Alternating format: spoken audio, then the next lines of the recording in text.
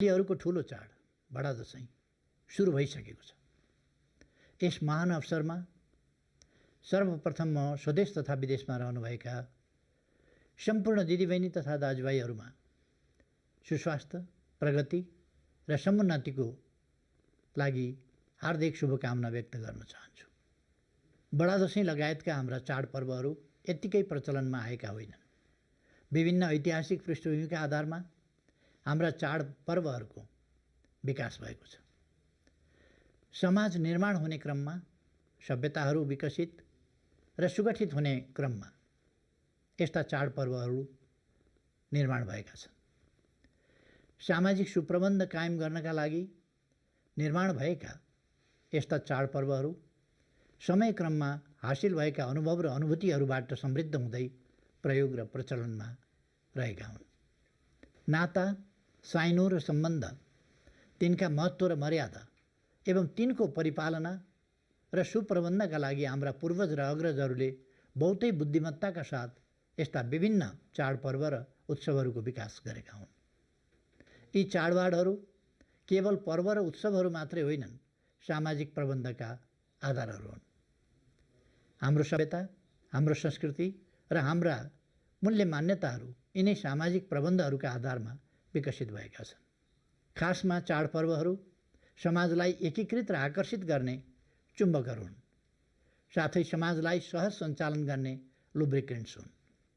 त्यसैले यी चाडपर्वहरूका सकारात्मक अन्तर्यहरू जो महान र जीवन्त छन्, यिनलाई अपनाउनु र अगाडि बढाउनु आवश्यक छ। त्यसैले यस्ता चाडपर्वहरूलाई नितान्त पुरातन मान्यताका रूपमा मात्रै बुझ्दा र अस्वीकार गर्दा सिङ्गो समाजलाई निरर्थक, निरस र प्रयोजनहीन जस्तो बनाउँछ। तर चाडबाडका नाममा हुने गरेका केही नकारात्मक पक्षहरूलाई भने हटाउनु आवश्यक छ। औचित्य र आवश्यकताको वास्तै नगरी, आफ्नो सामर्थ्यको समेत ख्याल नगरी आँखा चिम्लिएर उत्सव मनाउँदा फजुल खर्चमा हौसिने जस्ता अभ्यास कुनै पनि कोणबाट उचित होइनन्। यस्ता अभ्यासलाई सच्याएर हाम्रा चाडपर्वहरूलाई मितव्ययी र उचित बनाउन हामी सबै सजग र सचेत रहनु आवश्यक छ। भनिन्छ नि, बोट बिरुवाको रक्षा गर्नु भनेको ऐँजेरू पाल्नु होइन। आदरणीय दाजुभाइ तथा दिदीबहिनीहरू, बडा दशैंलाई विभिन्न वर्ष फरक फरक परिस्थितिका बीच हामीले मनाउँदै आएका छौँ। महाविनाशकारी भुइँचालो गएको साल पनि दशैं आयो। बेघरबार भएका हामी मध्ये कतिले त्रिपाल मुनि बसेर भए पनि यस परम्परालाई धान्यौँ। पारिवारिक मिलनको चाडका रूपमा वर्षमा एकचोटि हर्षोल्लासका साथ मनाइने यस पर्वमा परदेशमा रहेका आफन्त घर आउन नपाएकोमा दुखी हुँदै हामीले पटक पटक यस्ता महान पर्वहरू मनायौँ। यस वर्ष हामी कोभिड-19 महामारीको भुमरीबीच बडा दशैं 2077लाई स्वागत गरिरहेका छौँ। यस विश्वव्यापी महामारीले नेपाललाई पनि नराम्ररी प्रभावित गरेको छ। यस घडीमा हामी परिवारमा सँगै भएकाहरू पनि परपर बस्न बाध्य छौँ। पहिले छुट्टी नमिल्दा र यस चाडमा घर जान नपाउँदा निराश हुने हामीहरू अहिले छुट्टी मिल्दा समेत चाहेर पनि घर फर्कने र परिवारमा घुलमिल हुने अवस्थामा छैनौँ। सतहमा सबै स्वस्थ देखिन्छौँ, फेरि पनि कुन बेला ओछ्यानमा पर्नुपर्ने हो र अलग अलग थन्किनु पर्ने हो टुङ्गो छैन। अनिश्चय र आशंकाको बीचमा हामी छौँ। अहिलेको यस विषम परिस्थितिमा हामीले यस महान चाडलाई विगतमा भन्दा फरक ढङ्गले मनाउनु परेको छ। आफ्ना मान्यजनहरूसँग टीका जमरा ग्रहण गर्ने क्रममा अनावश्यक नजिकिँदा हुन सक्ने सम्भावित सङ्क्रमणको खतरा ख्याल गर्नुपर्ने हुन्छ। ज्येष्ठ नागरिक, बालबालिका र कमजोर स्वास्थ्य अवस्थाका व्यक्तिहरूमा सङ्क्रमणको सम्भावना ज्यादा हुने भएकोले यसप्रति विशेष सजग भएर नै दशैं मनाउनु हुन म सबैमा आग्रह गर्न चाहन्छु। दशैंको मुखमा यस महामारीको सङ्क्रमण अहिलेसम्मकै उच्च देखिएको छ। अहिले राजधानी काठमाडौँ उपत्यका यस सङ्क्रमणको केन्द्र जस्तै बन्न पुगेको छ। यस महामारीको सङ्क्रमणको वेग थामिन अझै केही समय लाग्न सक्छ। त्यसैले यसलाई रोक्न, नियन्त्रण गर्न र सङ्क्रमितको उपचारमा सरकारले आफ्ना सम्पूर्ण प्रयासहरू केन्द्रित गरेको छ। कुनै पनि विपत्तिमा नागरिकको रक्षा गर्नु सरकारको निशर्त दायित्व हो।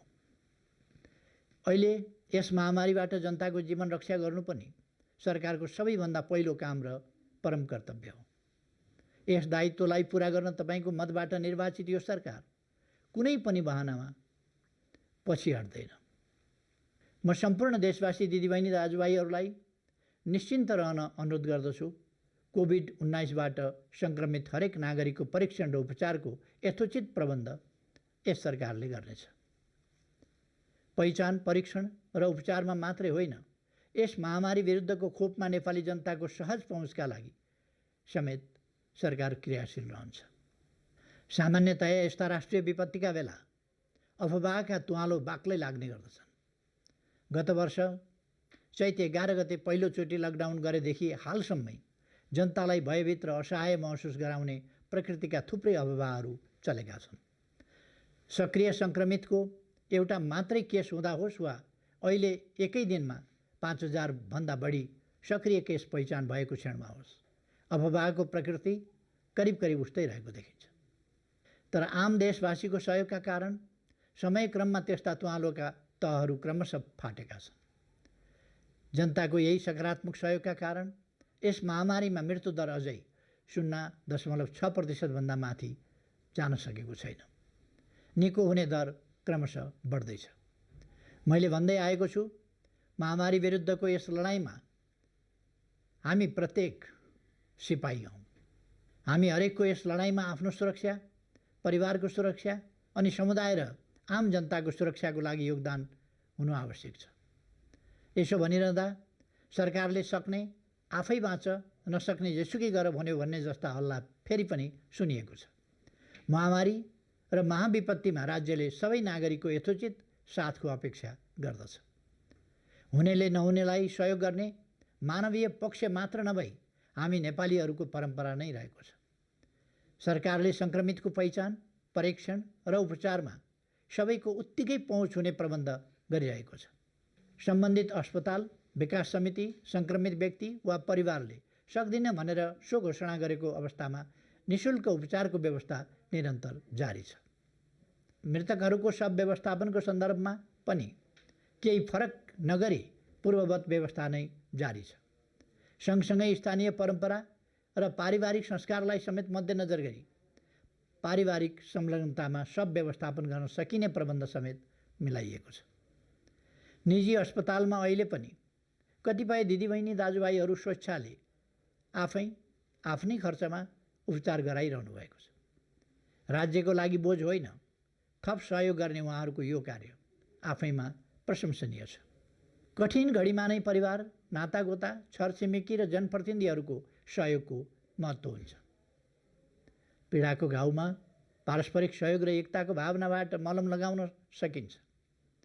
आफै सङ्क्रमित हुँदा होस् वा परिवारका कोही, त्यसको मनोवैज्ञानिक असर गहिरो हुन्छ। सङ्क्रमित बिरामीहरू सङ्क्रमणले सृजना गरेको भयबाट अपहेलित हुने र उपचार नपाउने जस्तो स्थिति हुनु हुँदैन। अत्यन्त सावधानी र आत्मीयताका साथ गरिने सहयोगी व्यवहारले बिरामीहरूको मनोबल उच्च पार्न र छिटो निको बनाउन मद्दत पुर्याउँछ। यस महामारी विरुद्धको हाम्रो लडाईँ राजनीति वा अन्य स्वार्थहरूको टकरावसँग सम्बन्धित छैन र हुनु हुँदैन। कोरोना भाइरस जस्तो अदृश्य साझा शत्रुसँगको लडाईँको विषयलाई पक्ष विपक्षको स्वार्थ, दाउपेच र अस्त्रको हिसाबले प्रयोग गर्नु त किमार्थ पनि उचित हुँदैन। फेरि पनि म दोहोऱ्याएर स्पष्ट पार्न चाहन्छु, यस कठिन घडीमा सरकार नागरिकको जीवन रक्षा र स्वास्थ्य उपचारको सन्दर्भमा आफ्ना कर्तव्यहरूबाट विमुख हुन सक्दैन र भएको छैन। त्यसैले जनताको स्वास्थ्य सुरक्षा एवं जीवन रक्षाका लागि सरकारले घोषणा गरेका नियमहरूको कडाइका साथ पालना गर्न म सबैमा आग्रह गर्न चाहन्छु। यस्तो बेलामा हामीले सबै प्रकारका चिकित्सा प्रणालीहरू, तद अन्तर्गतका विधि र औषधिहरू, तत्सम्बन्धी विज्ञ र चिकित्सकहरूको परामर्शमा मात्रै नियमको पालना र औषधिहरू सेवन गर्नु उचित हुन्छ। मास्कको अनिवार्य प्रयोग गर्ने, सामाजिक दूरी कायम गर्ने, सरसफाइमा बढी ध्यान दिने, ताजा खानेकुरा खाने, तातो पानी पिउने र सम्बन्धित विधाका चिकित्सकको परामर्शमा औषधीय गुणले युक्त रहेका घरेलु औषधीय तत्त्वहरूको प्रयोग गर्ने जस्ता कुरामा सक्दो ध्यान दिनु जरुरी छ। कोभिड-19बाट जनतालाई बचाउन मानवीय र सेवाभावका साथ आफ्नो मोर्चामा हरेक खतरा र कठिनाइलाई बेहोर्दै चिकित्सक, नर्स तथा अन्य स्वास्थ्यकर्मी, सुरक्षाकर्मी, कर्मचारी, समाजसेवी, जनप्रतिनिधि, परोपकारी सङ्घ संस्था र व्यक्तिहरू निरन्तर क्रियाशील हुनुहुन्छ। अहोरात्र खट्ने व्यक्ति तथा संस्थाहरूप्रति उच्च सम्मानका साथ उहाँहरूको योगदानको प्रशंसा गर्दछु। यसपालिको बडा दशैं मनाइरहँदा म कोभिड-19 सङ्क्रमणका कारणले भएको मानवीय क्षतिप्रति दुःख र शोकाकुल परिवारजनमा गहिरो समवेदना व्यक्त गर्दछु। सङ्क्रमणबाट बिमारी अवस्थामा रहनुभएका सम्पूर्ण दाजुभाइ तथा दिदीबहिनीहरूको शीघ्र स्वास्थ्य लाभको कामना गर्दछु। यस महामारीको सङ्क्रमणबाट आफू जोगिनु र आफन्तलाई पनि जोगाउनु अहिले प्राथमिक काम हो। त्यसैले यसपालिको बडा दशैं हामी जो जहाँ छौँ त्यहीँ रहेर मनाउन म सबैसँग विनम्र अनुरोध गर्न चाहन्छु। सङ्क्रमणको सम्भावित खतरालाई ध्यानमा राखी मैले पनि यसपालि प्रधानमन्त्री निवासमा हुने बडा दशैंको सार्वजनिक टीका कार्यक्रम नराख्न निर्देशन गरिसकेको छु। दिदीबहिनी तथा दाजुभाइहरू, जस्तै अप्ठ्यारोमा पनि हामी नेपालीले साहस र सहजताका साथ दुःखको सामना गर्ने गरेका छौँ। यस महामारीले पनि अहिले हाम्रो परीक्षा लिइरहेको छ। अनुशासन, उच्च मनोबल, सतर्कता र पारस्परिक सहयोगबाट यसलाई परास्त गर्न सकिन्छ भन्नेमा म विश्वस्त छु। बडा दशैं 2077 को सबैमा हार्दिक शुभकामना। धन्यवाद।